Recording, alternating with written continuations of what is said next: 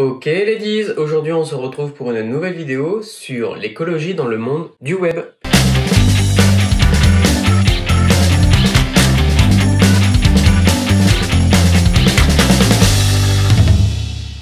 Il fut un temps où Internet n'avait pas d'image, ou presque pas. Les internets faisaient défiler d'immenses blocs de texte avec peu de contenu. Il faut comprendre qu'Internet est un énorme réseau informatique. Il permet d'échanger des données, mais également de les stocker. Ce qui pollue, c'est les énormes quantités d'énergie qui sont nécessaires pour gérer et stocker toutes les données.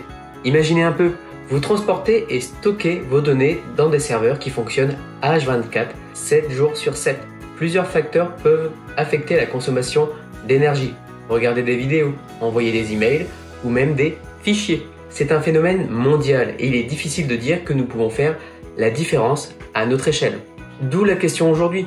Est-il possible pour un designer ou une personne de contribuer à réduire l'empreinte carbone du web à son niveau?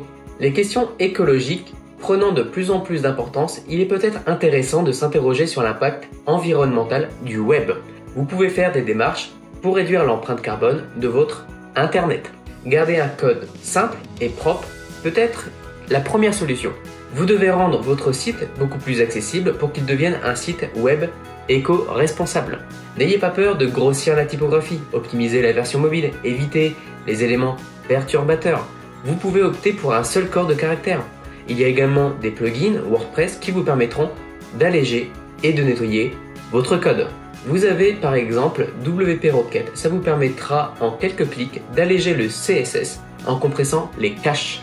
Vous pouvez également diminuer le poids des images et alléger votre JavaScript. Il est essentiel également de choisir le bon hébergeur et de diminuer le poids des vidéos et des photos. Ça vous permettra d'avoir un meilleur SEO avec un temps de chargement plus rapide. Et ça est pris en compte par Google.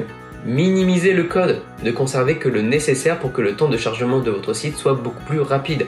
C'est un basique en web design. Mais le format des images a un impact important sur la performance de votre site et donc son empreinte carbone.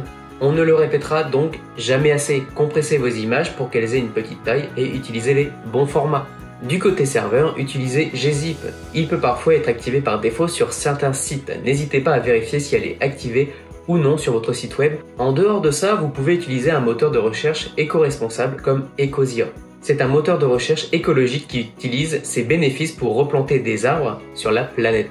Vous pouvez également débrancher et éteindre certains de vos appareils électroniques. Vous pouvez supprimer les applications inutiles, passer en mode avion la nuit, regarder des vidéos en basse définition, mettre ses sites préférés en favoris et faites des pauses digitales. Ne restez pas H24 devant un écran. Choisir un hébergement web écologique peut être une solution.